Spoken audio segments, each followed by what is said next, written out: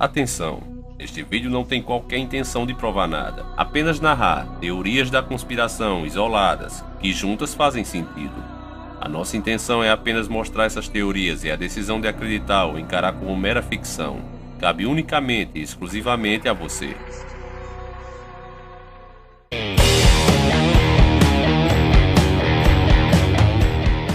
Olá, aqui quem fala é o Davi.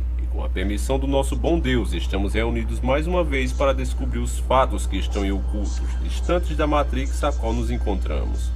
Atendendo a pedidos, eu hoje trago para vocês, como o título do vídeo sugere, a estranha relação nos acidentes dos Mamonas Assassinas, o avião da Gol e a última tragédia fatal que agora ceifou a vida de toda a equipe da Chapecoense.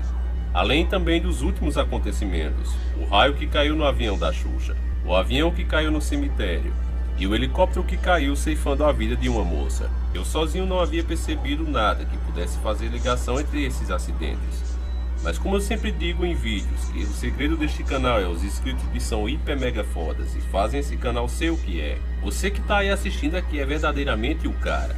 A galera logo percebeu que todos esses acidentes fatais têm uma ligação sinistra e que só de falarmos dá aquele frio na espinha. Chegaram muitos comentários aí no vídeo relacionando esses fatos. E eu, como leio tudo que vocês comentam em vídeo, tratei logo de sair para pesquisa para ver se encontrava alguma relação entre os acidentes. Logo de cara eu encontrei escancarada as datas dos acidentes principais. Qualquer um que pesquisar vai descobrir que elas acontecem no padrão de 10 anos. Em 96, Mamonas Assassinas. Em 2006, o Legacy da Gol. E em 2016, Chapecoense. Esse já foi o primeiro sinal de que existe coisas a mais do que nos é apresentado. Outro fato em comum entre eles é que a mídia e as autoridades culparam os pilotos pelos acidentes. E isso é apenas o começo da nossa história. Durante esse vídeo você vai ver muito mais ligações entre eles, que no mínimo, se você ainda não acredita na existência dos senhores do mundo, vai começar a pensar seriamente nessa possibilidade. E tudo isso nós iremos descobrir juntos nesse vídeo caprichado especialmente para você. Sem mais delongas, pegue seu inhame com carne de sol e a manteiga de garrafa. E vamos iniciar o nosso quadro.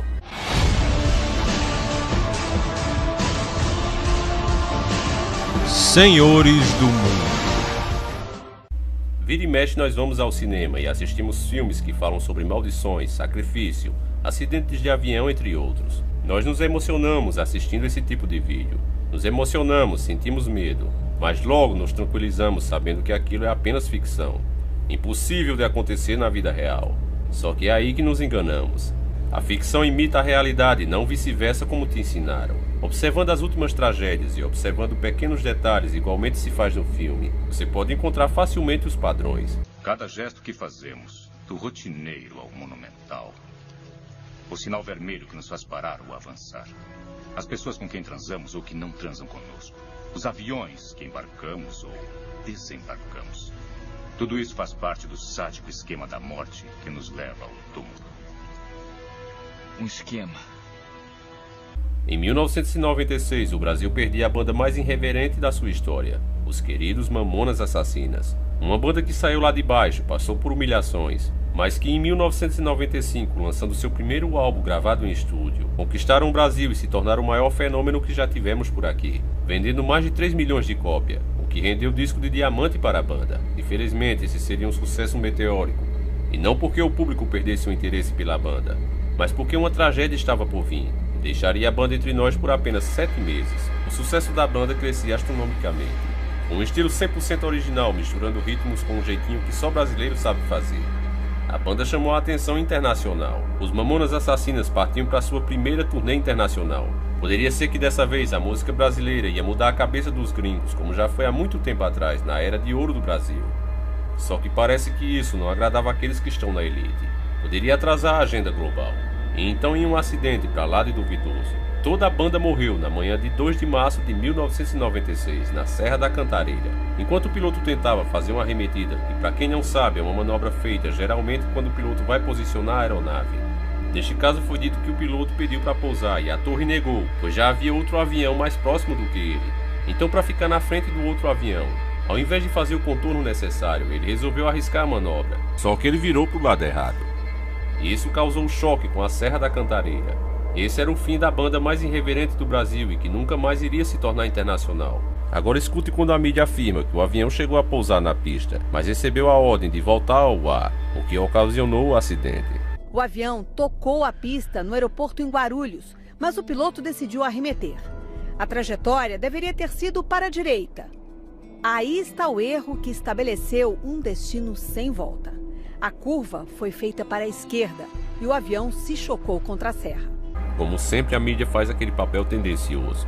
De acordo com o que foi dito, a culpa é toda e exclusiva do piloto, já que foi ele que decidiu subir por vontade própria e ainda ir para o lado errado. Mas como a verdade sempre aparece, outra mídia mostra que a verdade não é bem essa. Essa ordem que pôs fim na vida de todas aquelas pessoas veio da torre. Escute bem o áudio gravado que não deixa dúvida. Matias, a possibilidade, estamos em condições visuais, curva à esquerda, interceptará do vento. Afirmativo, prossiga então para o setor sul, acusa a direção do Terra do Vento, Lima, Serra Delta. Motivo, setor norte.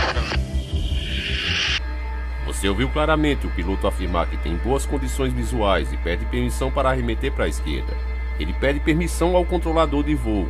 Ele não teria feito a manobra se não tivesse sido concedido o direito dele fazer isso. E essa permissão veio unicamente e exclusivamente da torre de comando, através do seu controlador.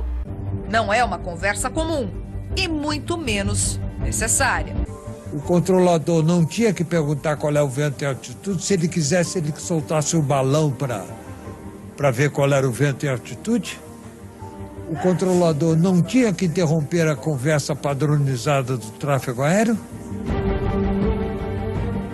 E o aviador, infelizmente, não devia ter respondido a nada disto.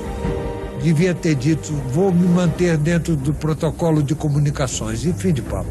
Embora oficialmente a culpa ainda caia em cima e exclusivamente do piloto, a lei do silêncio sobre o caso dura até os dias de hoje, deixando uma nuvem negra sobre o caso, a sombra dos senhores do mundo.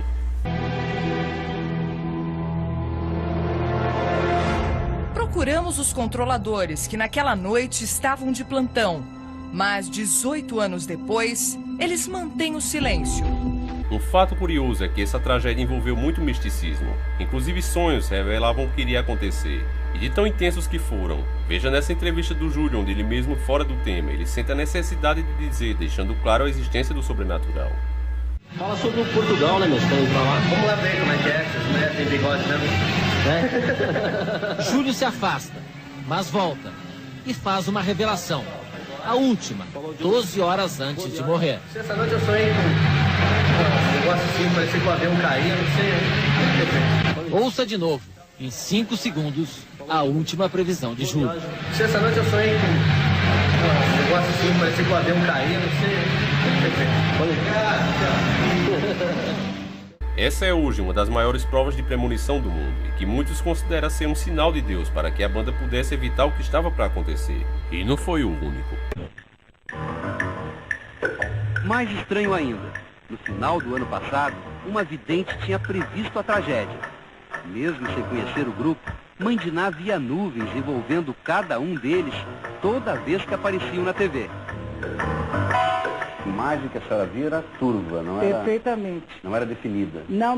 Aí, conforme foi passando o tempo, que é mais ou menos isso há uns 5 meses atrás, aí aquela figura, elas vão se transformando de uma certa forma que a gente não enxerga mais.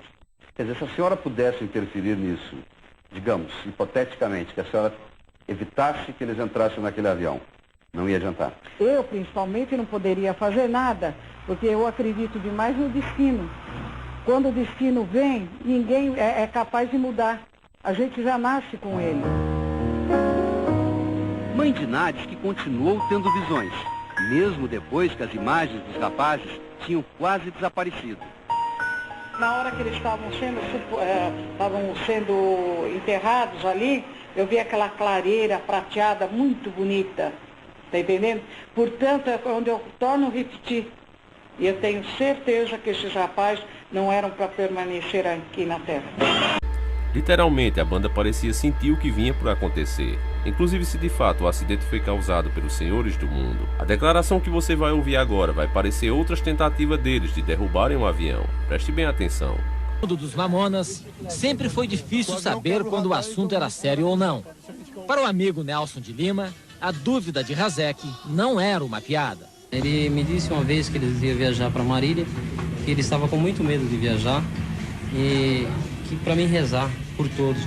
Quem acredita nessa hipótese também acredita que a banda foi sacrificada com dois objetivos: agradar entidades a quem a elite global serve e impedir que a música estrangeira invadisse os países de primeiro mundo. Isso levantaria o interesse internacional da cultura aos países de terceiro mundo.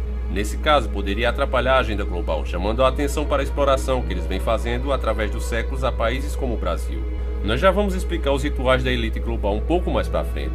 Para você não perder a sua linha de raciocínio, vamos agora avançar 10 anos. Vamos sair de 1996 com destino a 2006.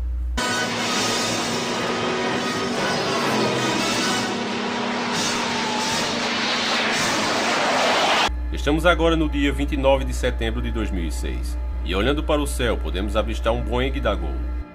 Ele foi atropelado por um jato da Legacy no ar. Ele caiu na região de Peixoto de Azevedo, a 692 km ao norte de Cuiabá. As 154 pessoas que estavam a bordo, entre tripulantes e passageiros, morreram na queda e boa parte foi arremessada no ar. Foi um dia de terror onde chovia pessoas do céu. O avião fazia o voo 1907 e havia saído de Manaus, e faria escala em Brasília e teria como destino final a cidade de Rio de Janeiro. Os ocupantes do jato atropelador de Boeings alheios seguiam para os Estados Unidos quando bateu e conseguiu pousar na Serra de Caximbó. As 7 pessoas que estavam a bordo saíram ilesas. Tantas famílias destruídas naquele dia, a justiça condenou esses pilotos americanos do jato, Joseph Lepore e Jean Paulo Paladino. Eles foram condenados pela Justiça Federal a 3 anos, 1 mês e 10 dias de prisão em regime aberto por terem causado o acidente. Mas ainda não começaram a cumprir a pena, que poderá ser cumprida onde os réus escolherem. Os dois ainda não foram notificados da determinação.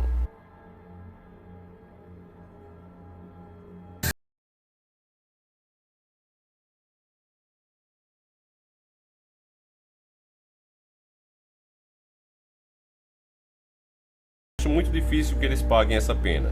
Já se passou 10 anos e até agora nada além disso. E é muito improvável que isso tenha sido um mero acidente. Pela forma que eles bateram, pela forma que a justiça agiu, a demora para dizer de quem era a culpa, tudo indica que tem algo a mais, que tem caroço de milho nessa canjica. Quem garante que esses pilotos americanos não foram altamente treinados especialmente para cumprir essa missão? Missão que consistia em derrubar o Boeing da Gol e assim completar o segundo sacrifício em terras brasileiras com exatamente 10 anos, após o primeiro realizado com os Mamonas Assassinas. Dessa vez não eram artistas com uma grande carreira pela frente, mas como para satanistas, cada pessoa tem seu valor pelo que ganha. Eles compensaram o valor das pessoas com o número dos sacrificados. Foram 154 pessoas, todas estas mortas de maneira cruel e terrível, despencando do céu em queda livre. Imagine o desespero de cada um delas.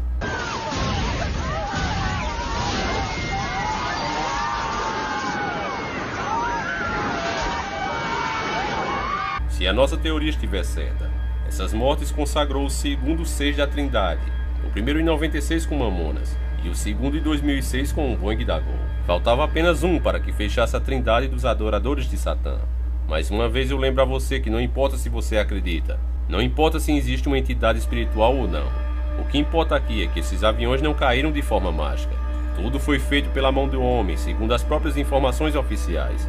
E isso é o que estamos levantando aqui. A hipótese de isso ter sido feito pelos senhores do mundo em sacrifício aos deuses deles. Eles levam muito a sério as suas crenças, são verdadeiros fanáticos doentes.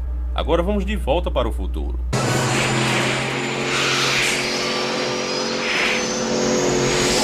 Nós estamos de volta ao nosso ano, mais precisamente em 29/11/2016. Nessa madrugada, o avião da Chapecoense, time que ao contrário de outros pequenos que tiveram a mesma chance que ele, que chegaram a despontar, mas depois caíram inexplicavelmente. Ao contrário deles, a Chapecoense vinha mostrando que o velho futebol ainda existe, provando que jogar pelo amor à camisa e ao esporte pesa mais independente da técnica do que jogar por dinheiro.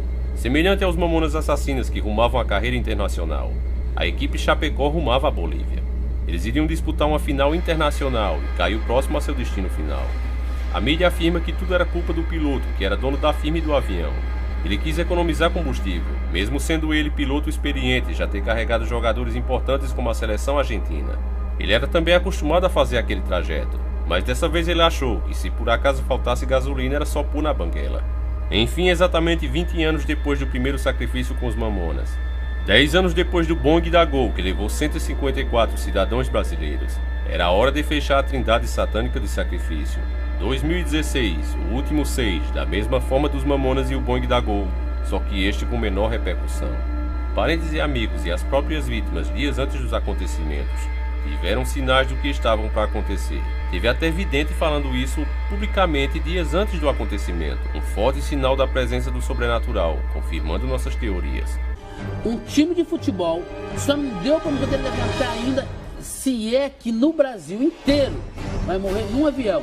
Um time inteiro de futebol. Que horror, cara. Marco tá falando para vocês, isso é nos próximos ano e meio. E aí como negar o inegável? É nessa hora que você olha para aquelas pessoas metidas a filósofos que parecem saber de tudo. Homens e mulheres muito inteligentes, muito cultos, que negam a coisa espiritual e tentam explicar das formas mais absurdas os acontecimentos. Aí você coloca esses fatos diante delas e é nessa hora que é a sua vez de dar uma boa risada. Isso é muito engraçado, não é?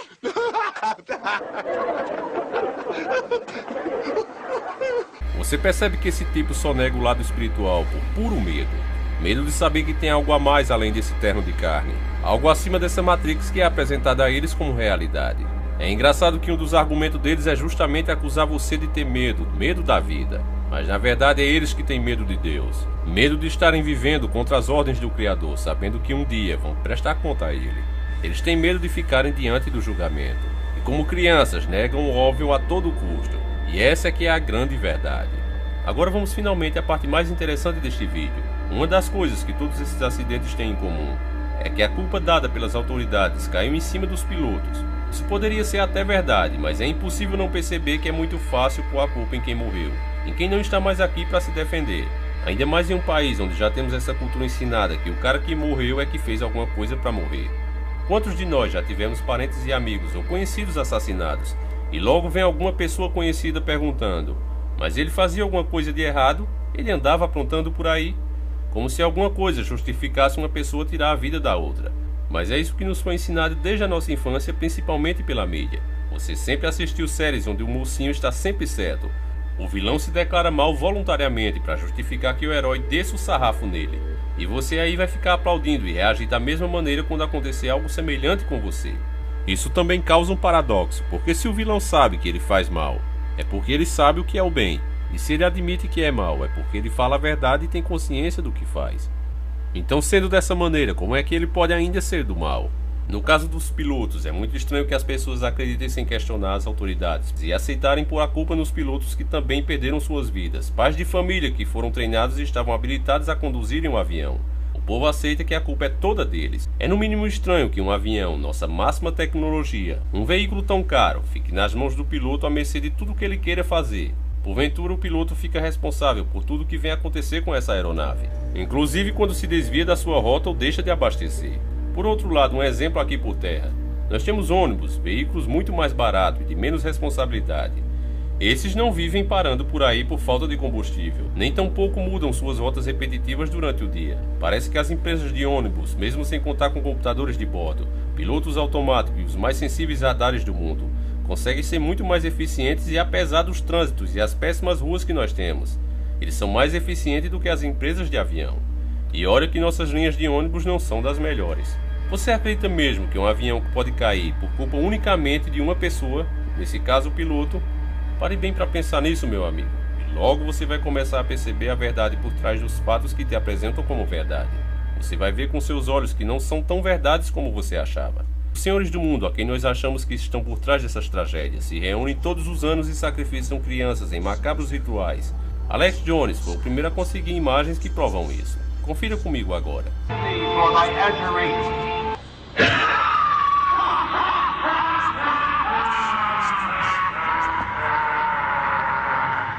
Essas pessoas que estavam ali não eram João de Botequim nem a Maria da padaria. Eles eram nada mais nada menos que a elite do mundo. Ex-presidentes, chefes de estados e ministros. Estes sacrificam inocentes em meio a florestas, pelados, tudo em homenagem ao Deus que eles seguem. Eles são fanáticos, não há outra palavra para defini-los. Eu não quero aqui entrar no critério religioso. Você não é obrigado a acreditar que existe uma entidade espiritual.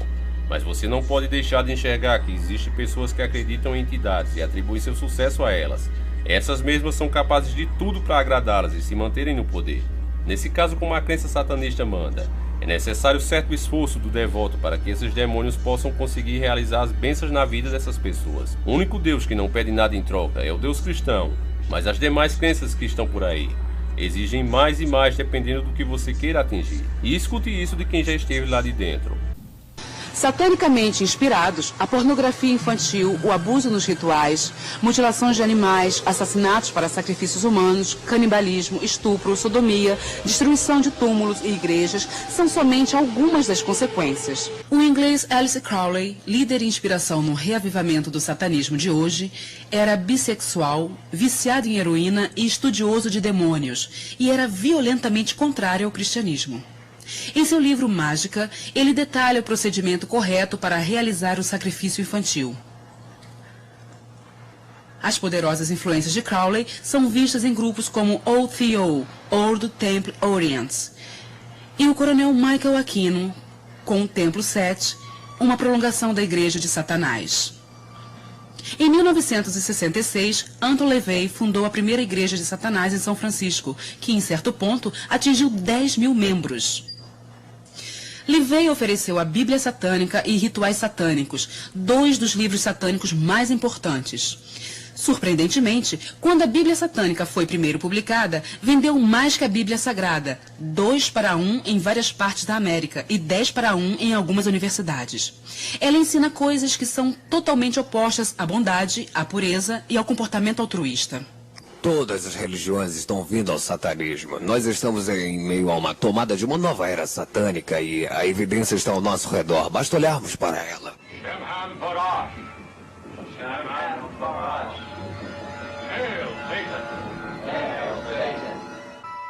Bom, assim que eu entrei na magia branca, tudo parecia muito bom. Parecia branco e inocente, simplesmente saindo e colhendo ervas, adorando a natureza.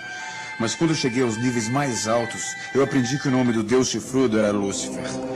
E também eu aprendi que o símbolo principal era um pentagrama invertido, o que era de princípio um símbolo de magia negra. A ponta alta da estrela invertida, com as 2 pontas para cima, simbolizando os chifres de Satanás. Eu comecei a perceber que as coisas aqui não eram bem como deveriam ser. De acordo com a minha Bíblia, bruxaria é bruxaria. Deus não vê diferença entre o preto, o branco, o cinza. A bruxaria te permite ou te ensina a depender de poderes sobrenaturais e espíritos para conseguir aquilo que você quer aqui na Terra. Então eu acredito que apesar de toda a bondade que a magia branca pensa que ela faz, sua fonte de poder é exatamente a mesma do satanismo. Aí você ouviu de quem já esteve lá, e não de mim. De acordo com o que foi dito até agora, nós já podemos analisar as datas das tragédias acontecidas. Em 96, 2006 e 2016. Sempre uma diferença de 10 anos entre uma e outra. E por que isso? Eu posso lhe dar 10 anos. 10 longos e bons anos com ele. Querido, é o tempo de uma vida. 10 anos. Esse é o tempo que dura, segundo as crenças satanistas, a energia da alma sacrificada ao demônio. 10 anos é o que o poder do demônio ao qual você fortaleceu vai agir na sua vida. Depois disso você terá que repetir o sacrifício, e caso não faça, aí meu amigo prepare-se, porque tudo que você ganhou vai perder em dobro com a fúria da entidade maligna. Outro fato que podemos observar é a repetição do número 6. Veja bem, 1996 termina em 6, 2006 termina em 6 e 2016 também. Quem conhece a Bíblia, especialmente Apocalipse,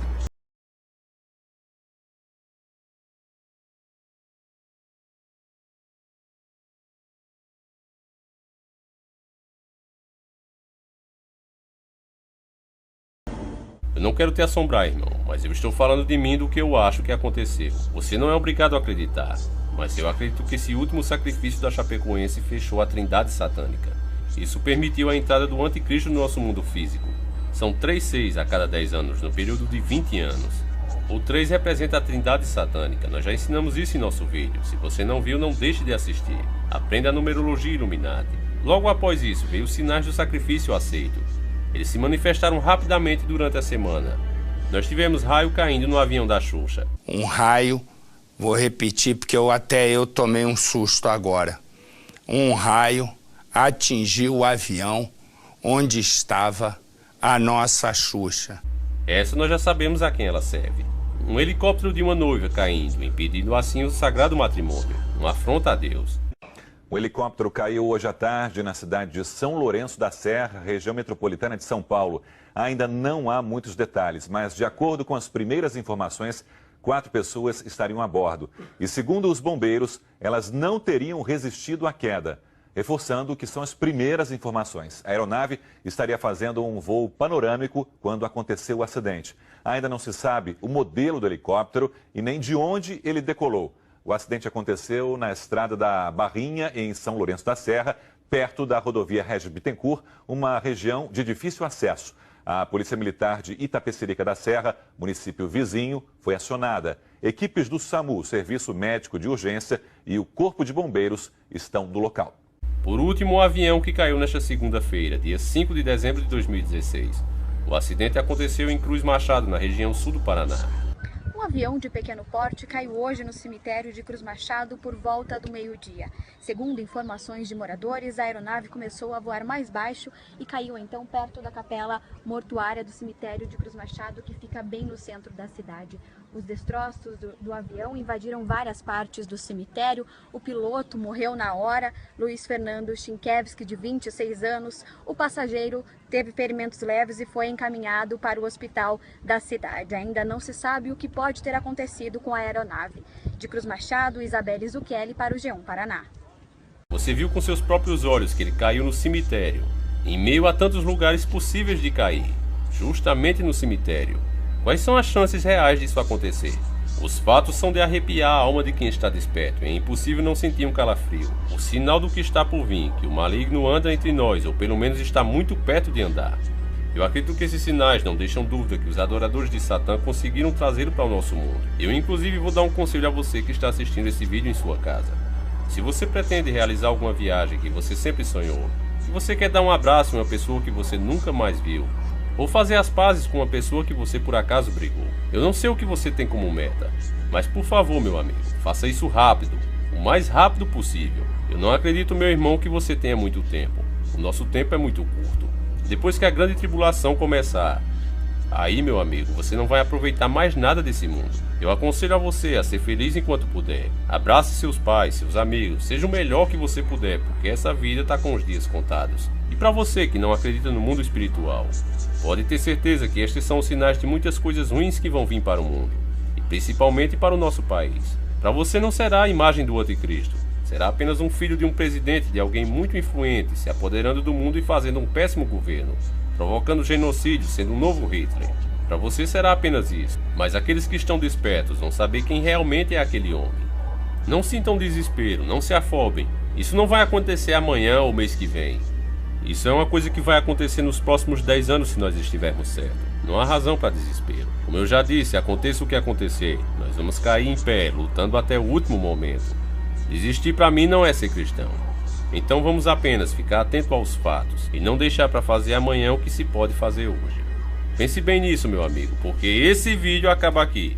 Eu peço a você que, por favor, você compartilhe esse vídeo na sua rede social, mostre para um amigo. Isso já não é mais uma coisa para fazer apenas o canal crescer, mas é uma missão de dar a chance de mais e mais pessoas perceberem a realidade que a cerca. Por mais que ela negue a acreditar, por mais que ela nos chame de louco, pelo menos nós teremos feito nossa parte. Que Jesus proteja a todos nós e nos ajude a passar por essa grande tribulação que está por vir.